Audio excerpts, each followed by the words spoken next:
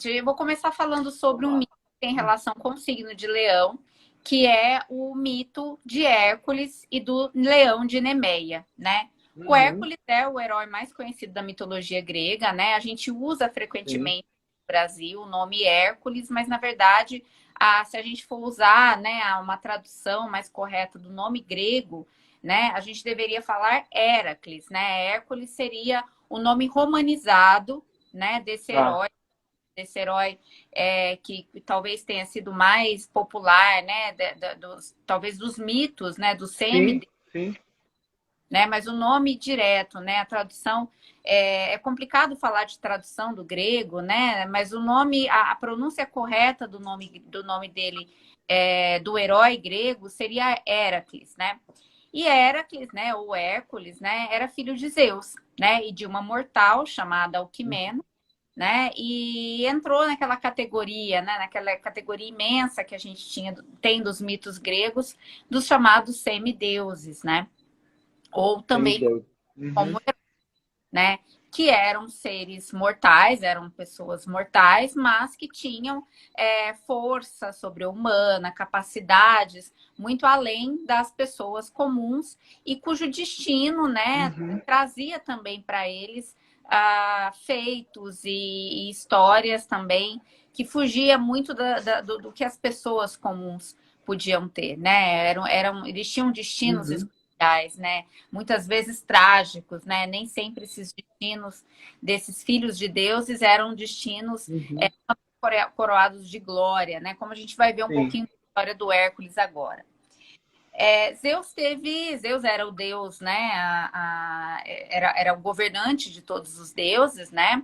Da era olimpiana e ele tinha muitos filhos, né? Digamos assim, né? Ele era casado com uma deusa, mas ele, né, digamos, era um grande procriador, né? Ele teve filhos com outras deusas, com mortais, e Hércules foi, ou Heracles, né, foi um deles, né? E enfim, né, não vou entrar muito em detalhes dessa questão das infidelidades, né, dos casos de infidelidades de Zeus, mas esses episódios eles geravam uma ira imensa na Uhum, esposa de Zeus, que era Hera, né? uhum, uhum. Inclusive, olha que interessante, Heracles e Hera, né? O nome Heracles vem da palavra da deusa Sim, Hera, É sim. verdade. curiosa na mitologia grega. Ah, Hera perseguia os filhos de Zeus, não só as amantes de Zeus, né? As mulheres com quem Zeus teve relacionamentos, mas ele perseguia os filhos de Zeus e com Heracles, ou Hércules, diferente, né? É, na história de Hércules, tem um episódio que está diretamente ligado a essa questão dos trabalhos, né? E principalmente do trabalho do Leão de Nemé, né, que foi o primeiro trabalho dele, né? Que foi quando Hera, né, fez com que Hércules enlouquecesse. Né? Hércules foi acometido de uma loucura, de um surto de loucura, né? E na maior parte das fontes, né, dos autores gregos, essa loucura foi atribuída à atuação de Hera, né, como uma Uhum. vingança pelo fato dela ter sido traída por Zeus e ainda mais, além de ter sido traída e ele ter gerado um filho tão poderoso, tão, né, tão virtuoso como Heracles.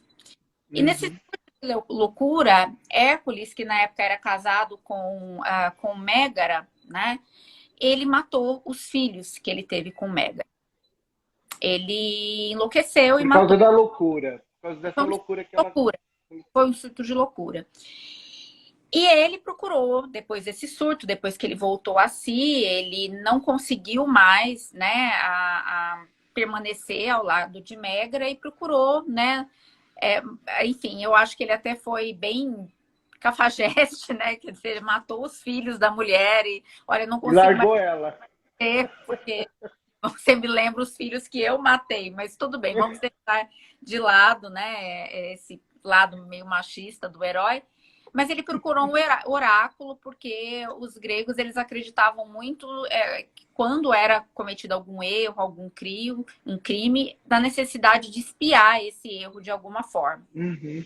Uhum. E ele foi orientado pelo oráculo de Delfos, que era um oráculo, enfim, tinha uma importância muito grande dentro da mitologia grega, a servir, né, a um primo dele, né, chamado Euristeu, né, e servindo a Uhum. esse primo dele, ele teria a expiação, né, quer dizer, ele seria perdoado pelos deuses por esse crime de ter matado os filhos, né, que era, enfim, era um crime gravíssimo, né, pelas leis divinas, né, dos deuses gregos. E Euristeu deu uma série de ordens, né? Hércules, olha que interessante, né? A gente está falando do signo de Leão, né? Que é um signo que tem a Tá, questão sim, do ego, da identidade, do valor sim. pessoal como algo tão importante. E Hércules, o nosso personagem, teve que se submeter à servidão para uma outra pessoa, um primo dele que ele desprezava. Ele já tinha uma relação muito conflituosa com esse primo. E o primeiro trabalho, né, a primeira tarefa de grande responsabilidade que teve, né, que foi ordenado por Euristeu, foi a captura do leão de Nemeia, né? O leão de Nemeia, Nemeia era a região onde esse monstro, né, esse leão vivia. Ele era, né, um ser monstruoso, né, assim como vários que existiam na mitologia grega. Ele era filho de outros monstros, né? De Ortro e Equidna, que eram outros monstros da mitologia grega, né? E ele, olha que interessante, ele era irmão da Esfinge de Tebas, né? A mesma que faz parte de toda a história de Édipo, né? Toda aquela história do Uhum. Édipo, da Esfinge, que, enfim, o Édipo consegue decifrar os enigmas da Esfinge e no final Uhum. se mata. A Esfinge era um outro monstro que era irmã, né, do leão de Nemeia, Uhum. Uhum. né? Fruto de uma linhagem aí de seres monstruosos. E ele habitava numa caverna, né? E era um lugar de muito difícil acesso, né? E além disso, esse leão, ele tinha couraça, a pele dele era impenetrável, era invulnerável, né? E foi muito difícil para o Hércules conseguir vencer esse leão, porque ele Uhum. levou uma série de armas, né? Ele era um guerreiro, né? Ele era um grande herói, ele tinha uma série de Sim. armas, mas o couro do leão, a pele do leão, era impenetrável, né? Então, nenhuma arma era capaz de atingir, de ferir Uhum. aquele animal, né? Até que o Hércules, né, começou a parar de usar um pouquinho a força bruta ali, começou a usar um pouco a inteligência e Uhum. percebeu que a única maneira dele derrotar aquele animal seria enforcando aquele animal, né? Claro que ele usou a própria força, mas ele saiu da sua zona de conforto, né? Que era o uso das armas. Ele teve que usar um pouco de criatividade para Uhum. derrotar aquele leão de Nemeia. E aí ele derrotou o leão, né? Ele acabou, enfim, tirando a pele do leão, né? O leão estava morto e ele passou a usar, inclusive, a pele do leão, né? Como um manto, né? Como Uma uma couraça, proteção, né? Uma proteção, né? porque era, né? Não só para celebrar, Impenetrável. era É, impenetrável, né?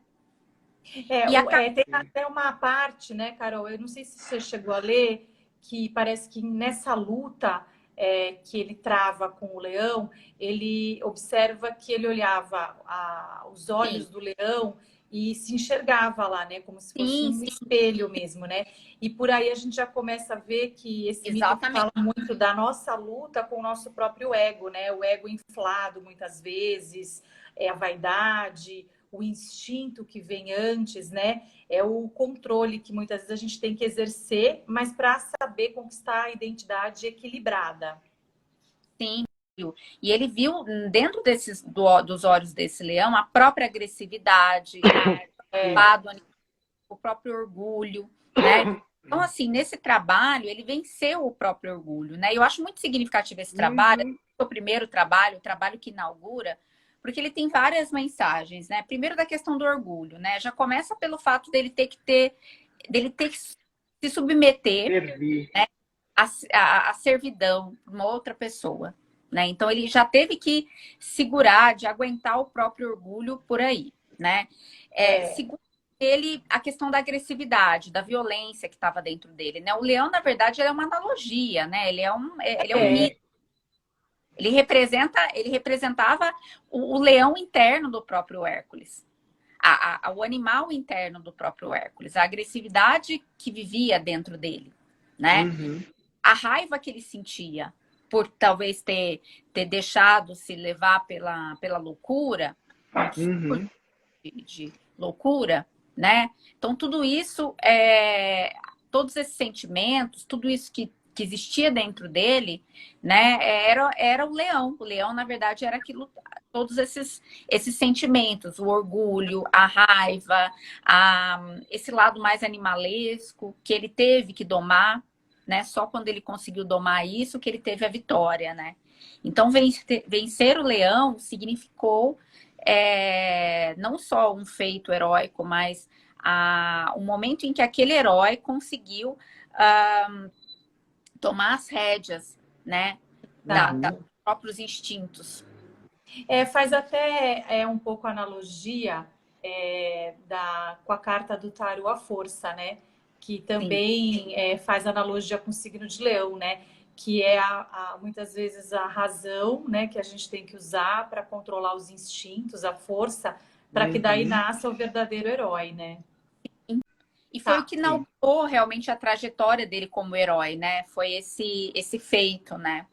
E aí a questão da razão, da inteligência, né? De você conseguir, né? Deixar um pouco de lado o instinto para usar um pouco a razão, foi quando ele percebeu, né? Que ele teria que usar um pouco a inteligência, a criatividade, que é algo, quer dizer, ele teve que pegar, né? O lado mais luminoso, né? Se a gente for pegar o signo de Leão e a gente dividir, né, entre características às vezes um pouco mais sombrias, um pouco mais desafiadoras, mais luminosas, ele teve que matar, entre aspas, essas características mais sombrias do signo de Leão e trazer à tona características mais luminosas, como a própria criatividade, né, para ele conseguir ter essa vitória, né, ultrapassar